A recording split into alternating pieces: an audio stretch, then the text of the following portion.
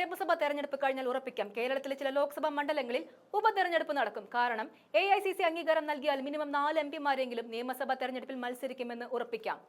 ഈ നിയമസഭാ തെരഞ്ഞെടുപ്പുകളിൽ അവർ ജയിച്ചെങ്കിൽ പകരം ആ ലോക്സഭാ മണ്ഡലങ്ങളിൽ ഉപതെരഞ്ഞെടുപ്പ് നടക്കുമെന്ന് ഉറപ്പാണ്.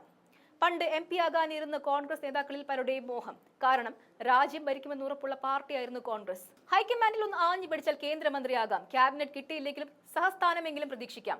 നാട്ടിൽ സംസ്ഥാന മന്ത്രിയാകുന്നതിനേക്കാൾ ഗമയുണ്ട് കേന്ദ്രമന്ത്രി സ്ഥാനത്തിന്. നാട്ടുകാരുടെയും മാധ്യമങ്ങളുടെയും കുറ്റപ്പെടുത്തലും ശല്യവുമില്ലാതെ രാജ്യം മുഴുവൻ ഭരിക്കാം. ഇനി മന്ത്രിസ്ഥാനം കിട്ടിയില്ലെങ്കിലും ഭരണത്തിലിരിക്കുന്ന പാർട്ടിയുടെ MP എന്ന നിലയിൽ ഗമ കുറച്ച് കൂടിയതാണെന്ന് പറയേണ്ടി വരും. നിലവിൽ അതല്ല സ്ഥിതി. 2014 അധികാരത്തിലേറിയ മോദി അക്കസേരയിൽ നിന്ന് ഉടനെ ഇറങ്ങുന്ന പ്രശ്നമില്ല. ഇനി മോദി താഴെ ഇറങ്ങിയാൽ ചാടിക്കയറാൻ തയ്യാറായിരിക്കുകയാണ് അമിത്ഷാ. കേരളത്തിലേക്ക് വന്നാൽ വീണ്ടും ഒരു പിണറായി ഭരണ തുടർച്ച ഉണ്ടാകില്ലെന്ന് കോൺഗ്രസ് നേതാക്കൾ ഉറപ്പിച്ചു കഴിഞ്ഞു. അതോടെ ആദ്യം നിയമസഭാ സ്ഥാനാർത്ഥിത്വം, തൊട്ടു പിന്നാലെ മന്ത്രിസ്ഥാനവും ഉറപ്പിക്കാനുള്ള നെട്ടോട്ടത്തിലാണ് നേതാക്കൾ. അതിനുള്ള പണി 18 അണിയറയിൽ പയറ്റി തുടങ്ങി. KPCC പ്രസിഡന്റ് സ്ഥാനത്ത് നിന്ന് പഠിച്ചിറക്കിയിട്ടും K സുധാകരൻ കോലാഹലം കൂടാതെ അടങ്ങിയിരിക്കുന്നത് അതുകൊണ്ട് കൂടിയാണ്. കണ്ണൂർ നിയമസഭയിലേക്കാണ്. കണ്ണൂരും ഇരിക്കൂറും ഒക്കെ മുന്നിലുണ്ട്. വടകരയിൽ നിന്നും പറിച്ചെടുത്ത് തൃശൂരിൽ കൊണ്ടുപോയി തോൽപ്പിച്ചതിൽ അക്കാലത്ത് കടുത്ത കലിപ്പിലായിരുന്നു K മുരളീധരൻ. എന്നാൽ ഇപ്പോൾ അദ്ദേഹം പാർട്ടിയോട് ഒട്ടി നിൽക്കുകയാണ്. നേരത്തെ MP ആയി വടകരയിലോ തോറ്റുപോയി തൃശൂരിലോ അല്ല.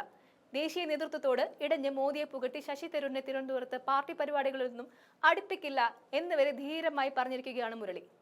നിയമസഭാ തെരഞ്ഞെടുപ്പിൽ തിരുവനന്തപുരം ജില്ലയിൽ ഒരിടത്ത് സ്ഥാനാർത്ഥിത്വം ഉറപ്പിക്കുകയാണ് മുരളി. അടൂർ പ്രകാശ് താല്പര്യപ്പെട്ടത് കൊണ്ടല്ല ലോക്സഭയിലേക്ക് മത്സരിച്ചത്.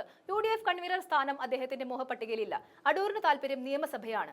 പാലക്കാട്ടെ MLA സ്ഥാനം രാജിവെപ്പിച്ച് ഷാഫി പറമ്പിലിനെ കോൺഗ്രസ് വടകരയിൽ മത്സരിപ്പിച്ചത് ആ മണ്ഡലം കൈവിട്ടു പോകുമോ എന്ന ഭയം കൊണ്ടായിരുന്നു. ഷാഫി തിളക്കത്തോടെ ജയിക്കുകയും ചെയ്തു. അതോടെ ഷാഫി രാഷ്ട്രീയ തട്ടകം ഡൽഹിയിലേക്ക് മാറ്റി. എന്നാൽ അത് താൽക്കാലികം മാത്രമാണ്. ഷാഫിയുടെ മോഹപ്രദേശം കേരളമാണ്. നോട്ടം ഇവിടെ ഒരു മന്ത്രിസ്ഥാനമാണ്. അതിനിവിടെ മത്സരിക്കും എന്നാണ് ചോദ്യം. പാലക്കാട് രാഹുൽ വിട്ടുകൊടുക്കുമോ എന്ന ചോദ്യം ഇതുവരെ ഉണ്ടായിരുന്നു.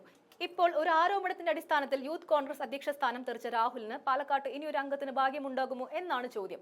നറുക്ക് ഷാഫിക്ക് തന്നെ വീഴുമെന്ന് പറയാം. ഈ മുകളിൽ പറഞ്ഞ നേതാക്കന്മാർക്ക് നിയമസഭാ തെരഞ്ഞെടുപ്പിൽ മത്സരിക്കാനുള്ള അനുവാദം ലഭിക്കുകയുള്ളൂ എന്ന് മാത്രം ഇപ്പോൾ പറയാൻ സാധിക്കും.